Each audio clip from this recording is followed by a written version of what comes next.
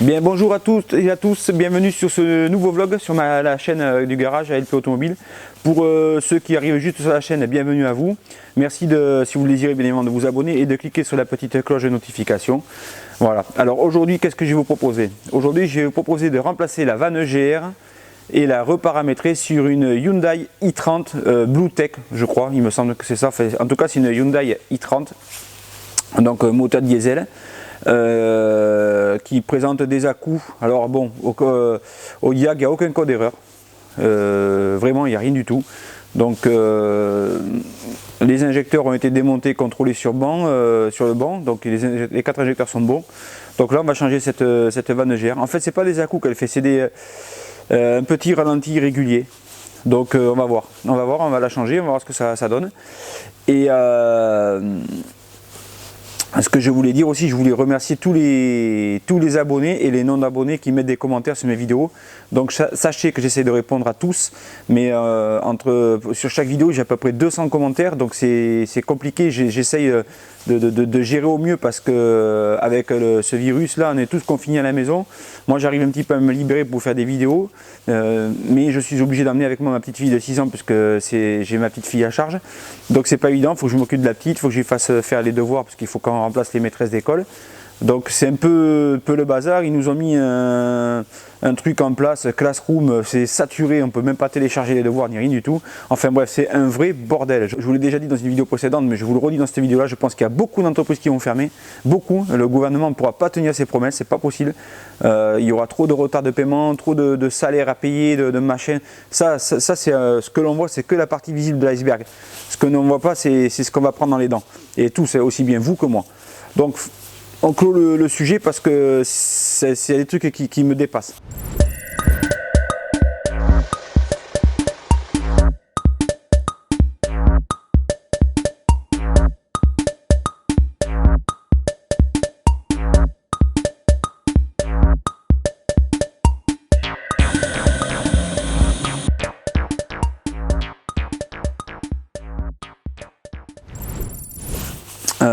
Donc on va remplacer la vanne GR de cette Hyundai i30 et puis on va la reparamétrer au diagnostic électronique, enfin à la valise de diagnostic, voir si ça a résolu le problème. Si ça n'a pas résolu le problème, et bien c'est que ça vient d'ailleurs. Donc il faut savoir que cette voiture sort de chez le constructeur, elle a déjà été emmenée là-bas plusieurs fois pour ça. Ils ont rien trouvé. Donc c'est quand même bizarre. Bon allez, on se retrouve tout de suite pour la vidéo, et ceux qui ne sont pas abonnés, abonnez-vous. Merci, à tout de suite. Donc les amis, on se retrouve devant cette Hyundai. Donc je suis comme vous, je découvre le véhicule, j'en ai jamais fait. N'oubliez pas les protections, puisque ce qu'on touche, les produits là, c'est bon, c'est pas spécifié sur les bombes, mais je pense que enfin, sur tout ce qu'on utilise, je pense que c'est quand même pas mal nocif pour notre santé. Tiens, je sais pas ce que c'est ça. Donc voilà, protégez-vous, c'est le plus important. Prenez soin de vos familles, tout le reste on s'en fout. L'argent on s'en fout, tant que la santé est là, tout va bien. Donc on attaque, on enlève ce petit cache ici, magnifique cache plastique. Alors je vous rassure, c'est pas fait pour faire joli, hein. Ils mettent pas des caches en plastique pour faire joli. C'est pour atténuer le bruit du moteur, notamment sur les diesels. Donc ici les 4 injecteurs, je sais pas, oui, bon, vous devez y voir, mais je vais vous grossir le plan. Là, les 4 injecteurs, 1, 2, 3, 4. Donc eux, ils ont été contrôlés, ils sont bons. Et la vanne GR, eh bien, faut que je la cherche parce que je ne sais pas où elle est, il me semble qu'elle est derrière. Ah oui, elle est là. Donc on va la remplacer. Je vais essayer de vous détailler au maximum les vidéos, sans pour autant que ça prenne des plombes et des plombes, parce que bon, j'ai 2 poids, 2 mesures. Il y en a qui me disent les vidéos sont trop longues, il y en a qui me disent c'est pas assez long, enfin bref, voilà. Alors je vais faire le format que j'ai envie de faire. Et j'espère que ça plaira au plus grand nombre. Donc ici je vais aller chercher une clé de 10 pour défaire la grosse durite qui est là, la durite d'admission. Là il n'y a pas besoin de sortir le filtre air, il n'y a pas besoin de débrancher la batterie. Donc ça devrait quand même assez bien se faire. Et je vais commencer à démonter. Allez c'est parti, je cherche une clé de 10.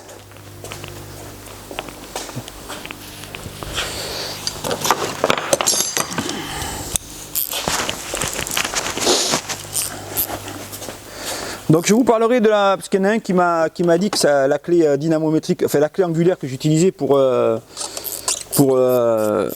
les serrages angulaires, elle était pas mal. Donc ce que je fais, je vous parlerai de cette clé angulaire Facom là que j'avais acheté. Ça fait 10 ans que je l'ai maintenant. Donc je pense que je vais la changer, mais je vais reprendre la même parce que c'est une bonne clé franchement. Ça, ceux qui ont des thunes, je vous conseille de l'acheter celle-là, la clé dynamo. Elle fait tout en fait, elle fait tout, elle fait dynamométrique. Bon, j'en vends ça pas trop en clé dynamo, mais elle fait angulaire. Alors là, l'avantage qu'elle a par rapport à l'aimant là, que tous ceux qui connaissent l'aimant, c'est que celle-là, on n'a pas besoin de se faire chier à l'aimanter quelque part. Surtout que maintenant, de plus en plus, les moteurs sont en alu. Donc pour trouver un support en acier pour coller à l'aimant pour la clé angulaire, mais je vous conseille de chercher un bon moment. Donc c'est pour ça que moi j'avais pris cette clé. Parce que ça me faisait chier à chaque fois, ça se défaisait, l'aimant il se barrait, enfin c'était le bordel quoi. Donc la durite ici enlevée. Par contre pour attraper l'autre boule en bas, je pense que j'ai trouvé d'enlever cette durite là. Ouais, de toute façon je pense que j'ai trouvé d'enlever ces durites. Donc là c'est bon, c'est un collier à la con élastique, là ça force pas trop. Je vais vous montrer un petit peu plus en détail, parce que là je sais pas si vous voyez quelque chose de là. Alors bon oui, on m'a parlé aussi de mettre une caméra GoPro frontale. Donc c'est ce que je vais faire, je pense, je vais investir. Comme ça on sera au cœur de l'action. Donc vous voyez, ici je dois défaire le collier là, qui est là sur le turbo, là, l'entrée de turbo en bas là, ici, au bout de mon doigt. Et la vanne-gère elle est là, on la voit ici. Vous voyez, magnifique hein. Allez, on y va, je démonte ce collier et on se retrouve après. Alors, ma douille de 10, j'espère que je vais passer. Voilà, donc c'est bien, il faut enlever la durite, comme ça on passe 2 fois mieux. Alors là, j'utilise un petit cliquet 1/4 avec une douille de 10. C'est un peu passe-partout. Alors c'est pareil, ça, ce coffret, je vous conseille de l'acheter pour ceux qui bricolent. C'est ouais, c'est des petits cliquets. Et ça, c'est pas mal pour bosser. Là, en l'occurrence, c'est la marque Wurth. Ça fait 10 ans que je l'ai. Pareil, ça n'a pas bougé. Donc ceux qui voient que par Facom, les gars, réveillez-vous. Il y a d'autres fabricants d'outillage. Et au moins Wurth, quand ça casse, ils te le prennent de suite en garantie. C'est pas comme Facom où il faut l'envoyer. Il faut au bout de 3 semaines, 1 mois. Ils vous disent bon, on ne le prend pas en garantie. Nanani, nanana. Au moins Wurth, c'est cash, c'est clair, c'est bien. Tu arrives, bam, bim, bam, tu donnes en garantie. 2 jours après, tu as la garantie sur ton établi. Vous imaginez si je dois amener ma clé angulaire Facom là, que j'ai acheté 300 et quelques balles, si je dois l'envoyer en garantie, et putain, il faut que j'en achète une autre pour travailler. Ils sont complètement dingues les mecs. Donc, verdict, donc là, vanne-gère ici. Alors ça va encore être un truc à la con à démonter bien sûr, comme d'habitude. De toute façon, les vanne-gères sur ces moteurs là, déjà quand je vois la marque, j'ai des boutons.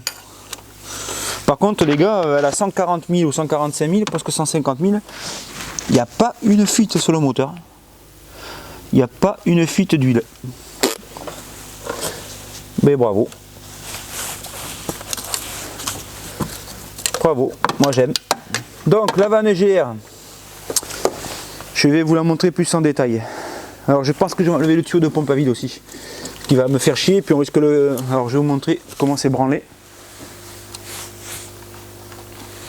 Oui, alors comme on m'a parlé de la GoPro frontale, donc je vais essayer, on va voir. Donc ici,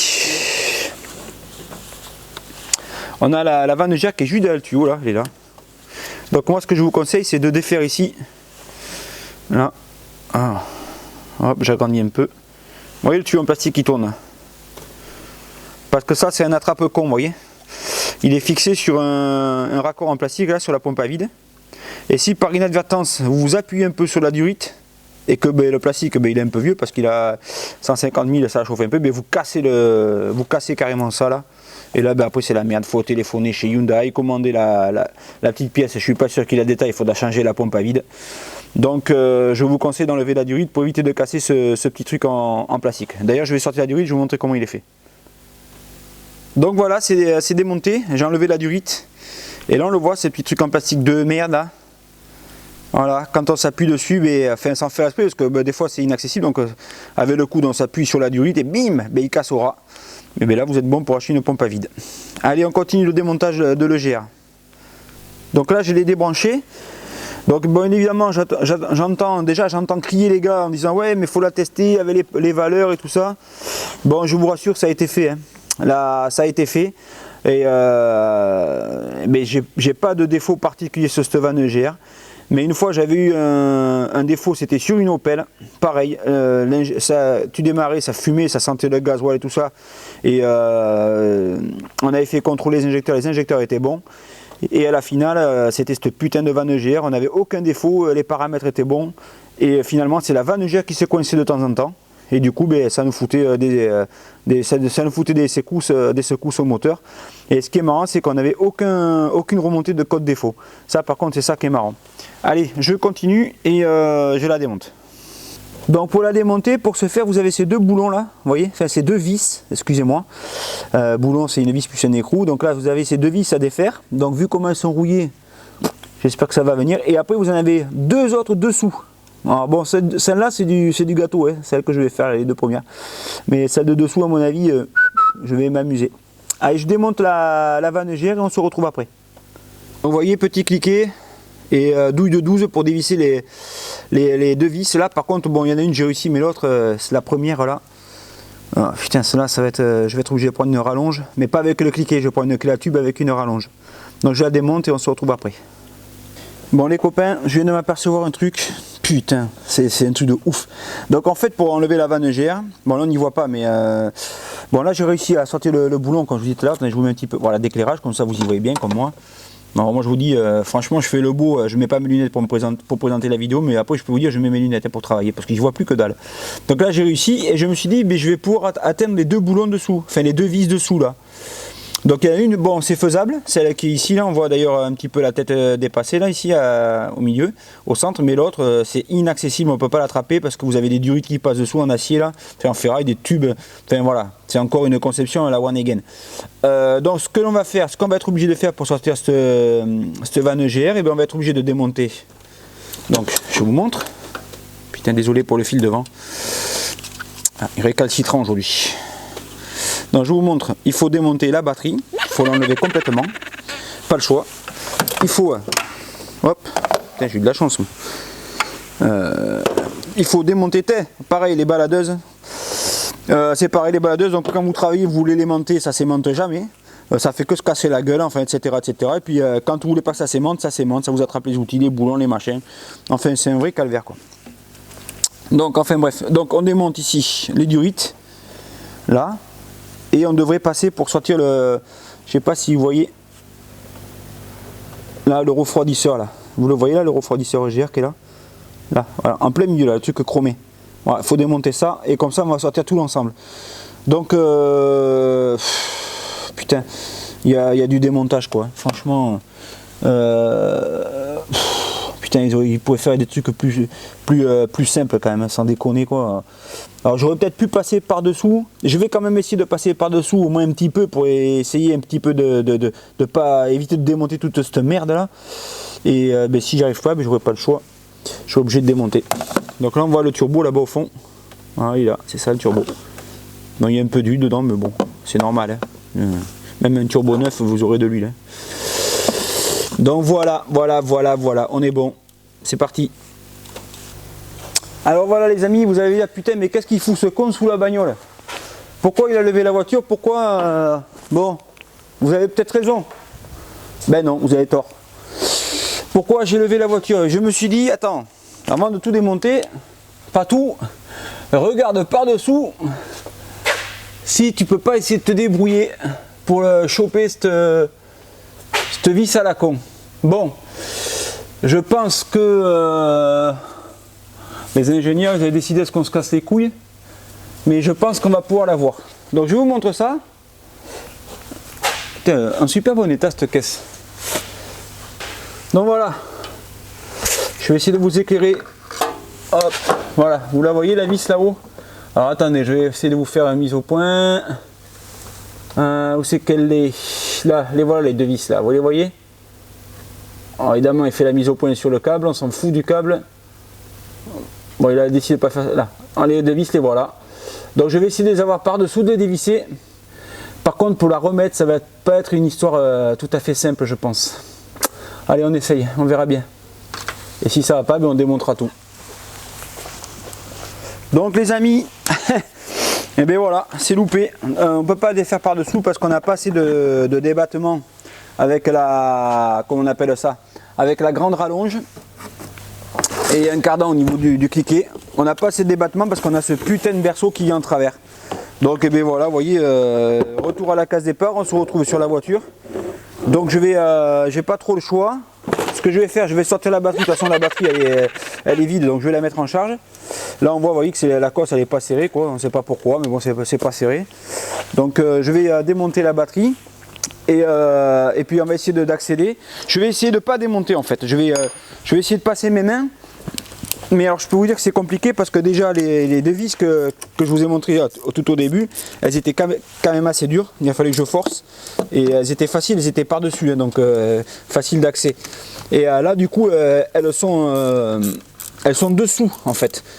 Et là je ne vais pas avoir assez de force pour aller chercher les deux vis. Donc je crois que, je sais pas si c'est pas un moteur, c'est Hyundai Kia, je sais pas. L'autre il m'avait dit, enfin le gars il m'avait dit que c'était un moteur à Opel, mais bon, ça ressemble pas au Opel. Hein. Dites-moi en plus ceux qui connaissent un petit peu plus si c'est un moteur Opel ou si c'est vraiment un moteur Hyundai.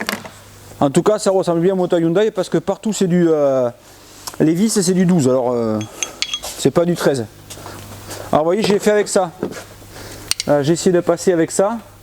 Voilà, mais impossible, on n'a pas assez de débattement pour passer la rallonge, donc on ne peut pas choper la vis. Tu vois, on se fait comme ça, et donc là, ben, on ne peut pas dévisser, on ne peut rien faire. Donc obligé de tout sortir. Ça encore, c'est... Voilà. Sans commentaire, no comment, comme dirait l'autre. Donc vous voyez, c'est la première que je fais, EGR là-dessus. Et donc on va voir si ça se fait bien. Là, ça fait à peu près une demi-heure que je travaille dessus. Donc je crois que le constructeur il donne 45 minutes, mais je crois qu'il touche lui, à mon avis. Je sais pas, je regarderai après, je veux pas dire de bêtises. Donc on sort la batterie. Hop, et là je vais la mettre en charge. Comme ça, je sais que j'aurai de la batterie pour redémarrer. Parce que là j'étais obligé de démarrer au booster, mais comme mon booster était vide, eh bien, j'ai failli que je remette une autre batterie. Enfin la cata quoi. C'est pas grave, il n'y a pas mort d'homme. Il faut essayer de positiver dans la vie. Même quand ça va pas, il faut se dire que tout va bien. Comme ça va quand même. Donc est-ce que ça marche?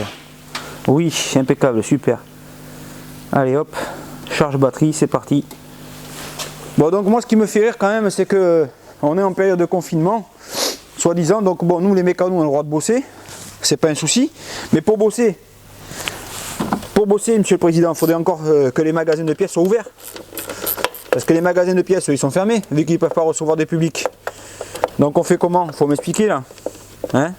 Depuis le confinement, je peux plus avoir de pièces détachées, hein, c'est fini. Hein. Donc voilà, c'est le chien qui se mord la queue. Allez travailler, mais vous n'avez pas de pièces pour bosser. Voilà, c'est voilà. Donc du coup, voilà, faut expliquer de me comprendre quoi, le raisonnement qu'ils ont putain. Allez travailler, ouais, on veut bien aller travailler, mais on peut pas avoir de pièces de voiture, donc. Ah, ça a déjà été démonté, ça c'est pas serré ici, c'est pas grave, ça arrive. Donc, ah si, ça a été serré, mais alors, ouais, d'accord, ok, super. Ils ont essayé de le desserrer, mais le boulon complètement, comme il est grippé complètement, ils l'ont pas enlevé. Donc, si tu veux enlever le filtre à air, tu l'as dans l'œuf. Voilà, soit tu le casses, soit tu te démerdes quoi. Alors là, je sais pas comment faire parce que je suis obligé d'enlever ça quand même, parce que du coup, j'ai pas assez de débattement pour mes câbles. Mais tant pis, je vais forcer. Hein. En espérant que la vis ça va casser, c'est sûr. Je vais pas le. Je vais le laisser comme ça, tant pis, je vais essayer. Ah ben ça y est, elle a cassé. Voilà. Putain. Alors voilà. Voilà pourquoi. Parce que vous voyez, montage d'usine, c'est pas monté avec de la graisse. Voilà, ou je sais pas, il pourrait mettre quelque chose dessus pour éviter que les vis cassent. Non, non, tout ça c'est étudié pour qu'on change la pièce après. Donc là, ben, le boulon est cassé dedans, va falloir que je perce, bordel, patin, couffin, pour remettre un truc propre au client. Quoi. Non mais sans déconner. Quoi. Alors après, il va expliquer au client qu'il faut que tu comptes 2 heures de plus ou 1 heure de plus suivant le boulot. Quoi. Ah ouais, mais machin, il me donne 1 heure. Ouais, mais bon, machin, il dit pas que le truc il va casser. Quoi. Ah, pourtant j'ai pas forcé avec un petit cliquet douille de 10. C'est ça qui m'énerve dans ce boulot en fait, c'est se justifier auprès des clients quoi. Et les gars, vous amenez vos bagnoles à réparer, si vous entretenez pas un minimum, bon là c'est pas la faute du client parce que là c'est, il va pas dire je vais démonter tout le bordel pour graisser toutes les vis quoi. Mais c'est vrai, par exemple, j'en vois des mécanos, ils démontent des bagnoles, ils regressent rien quand ils remontent quoi. Après c'est le petit copain derrière qui va se casser les couilles, qui va être emmerdé ou... Enfin bref. On va dire encore que je sais pas bosser quoi. Mais moi en attendant, toutes mes vis, ça se remontait à la graisse grise là, la pâte à lui ou un petit peu de graisse sur le filetage, comme ça ben, déjà je me fais pas chier à le visser. Et en plus ben, je me dis quand je redémontrerai, ben, je me ferai pas chier, vous voyez. Regardez, la vis comment elle est rouillée. Voilà, donc comment voulez-vous qu'après on puisse le redémonter? Ben non, on peut pas le redémonter, ça casse. Hein. Alors, comment ça vient ça? J'espère qu'il n'y a pas 50... Ah si, putain, ils ont vraiment peur que ça s'envole. Encore un boulon là-bas au fond. Donc il y a 3 vis pour sortir le filtre à air. Le filtre à air complet, il y a 3 vis. Donc il y en a 2 qui sont bienvenus et il y en a une qui a cassé. Donc ce que je vais faire, eh bien, je vais sortir le support. Je vais sortir le support et puis je sais pas comment je vais me débrouiller parce que c'est une cage prisonnière normalement. Donc va falloir que je perce, enfin encore tout un bordel à faire quoi. Laisse tomber. Oh.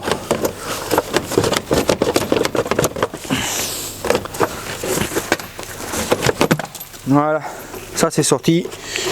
Voilà, le filtre à air est propre. Donc ici maintenant on accède au support batterie, donc je vais l'enlever aussi. Je vais me faire un maximum de place pour aller chercher ça. Vous vous rendez compte ce qu'il faut démonter pour faire une GR sans déconner. Alors que bon, c'est la panne la plus récurrente sur les voitures, hein. C'est le GR. C'est le GR la panne la plus récurrente. Bon, vous allez me dire, il faut bien qu'il la case quelque part quoi. Alors oui, là il manque un boulon aussi. Bon, je sais pas, ça a déjà été démonté ça. Bon, on rajoutera tout ça après.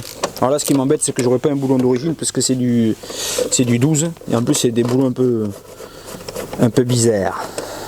Bon, c'est pas grave. Voilà. Donc ça donne quoi ça? Putain, c'est merveilleux, ça bouge. Ça bouge, mais pas tant que ça. Donc pourquoi ça bouge pas tant que ça? Bon, déjà il y a ça qui me fait chier. Mais d'abord, il y en a un autre derrière le calculateur. Caché derrière le calculateur. Donc, eh bien, on va sortir le calcul aussi. Hein. On n'a que ça à faire, de toute façon, on est confiné. Donc, eh bien, autant faire des vidéos de qualité. Donc, pour démonter le calculateur, 2 vis de 6 ici. Alors, c'est une vis de 6 à tête de 10. Pour les puristes. Une fois, j'avais dit à mon apprenti, va me chercher une vis de 6. Alors lui, il a compris, il a cherché pendant 2 heures. Avec une clé de 6, il cherchait une vis de 6. Alors au bout d'un moment, j'ai dit, mais qu'est-ce que tu fais? Il m'a dit, j'ai cherché la vis de 6. Mais j'ai dit, c'est quoi la vis de 6? Eh bien, avec une clé de 6. Et c'est vrai que des fois, bon. Par contre, quand j'ai dit, va me chercher une vis de 10, il a compris de suite. Donc, il y a 2 poids, 2 mesures. Est-ce qu'on utilise les termes techniques à les apprentis? Non, moi j'utilise les termes qui comprennent quoi. Voilà, c'est tout. Si je lui dis va me chercher une vis de 10 qui me ramène une vis de 10, ça me va très bien. Du moment qu'il a fait son job. Alors, j'ai déjà démonté la moitié de la bagnole. Je peux vous le dire les gars. Donc, je confirme bien que ça a déjà été démonté puisque les colliers sont cassés en plastique, là, vous savez, les petits risselants. Donc, on voit très bien que ça n'a pas été remplacé. Donc, on ne sait pas qui a. Alors, de toute façon, hein, je vais vous montrer. Ça aussi, une plus grosse connerie de ces marques de bagnole là. Vous voyez le filtre à gasoil? Où il est? Ah, il est là. Donc, si vous voulez vous taper votre filtre à gasoil un jour, il faut démonter la batterie qui est là. Et le calculateur qui est là, ici là, qui cache le. D'ailleurs je vais vous le remettre comme ça vous allez voir. Calculateur qui cache le filtre à gasoil. Voilà, en gros il est comme ça quoi. Je ne remets pas en place mais voilà. Et le filtre à gasoil est derrière. Donc voilà les amis, support batterie sorti. Et vous voyez, c'est la vis qui a cassé, c'est celle-là. Voilà. Donc là, je vais essayer de percer ici, d'enlever la vis, de l'extraire. Je ne pense pas que je vais y arriver à mon avis. Et si j'y arrive, je vais percer de part en part. Je mettrai une vis et un écrou derrière. Comme ça, le filtre à air tiendra, il n'y aura pas de vibration. Mais bon, ça me fait chier parce que je vais perdre 1 heure à faire ça. Allez, c'est parti, on continue. Donc voilà, ici, on a tout enlevé. Donc le calculateur moteur, ici c'est un Bosch. Ça c'est le bordel où il y a tout la prise. Donc on se fait de la place. Je pense même que je vais enlever le calcul, ou quoi que je vais mettre là-haut. Je vais peut-être même l'enlever s'il me fait chier lui. Voilà, et ici on va essayer de choper les 2 vis. Mais j'y crois pas trop, même que je me sois fait de la place. J'y crois pas du tout une seconde. Allez, j'essaye puis on se retrouve après. Les amis, on se retrouve là. Bon, finalement j'ai trouvé la technique. Donc pour faire cette vanne-gère, je vais vous la communiquer. Il faut sortir donc le support de batterie, enfin la batterie, support de batterie, filtre à air, le calculateur moteur. Et ici, vous voyez, j'ai défait les 2 durites d'eau qui vont au radiateur de chauffage dans l'habitacle. Donc vous enlevez les 2 durites et là, croyez-moi, vous avez de la place pour passer. Regardez, c'est magnifique. Et on va pouvoir la dévisser et la défaire. Donc bon, 45 minutes, il donne le constructeur, je crois, je suis pas sûr, je vais aller regarder après pour vous dire. Mais il ne faut pas 45 minutes pour faire le GR. Il faut, je pense, une bonne heure et demie, voire 2 heures, le temps d'aller reparamétrer tout ça. Je vais voir ça, tout de suite. Et là, je vais aller manger. Et je reprendrai la vidéo après. Allez, à tout à l'heure. Donc voilà les amis, j'ai été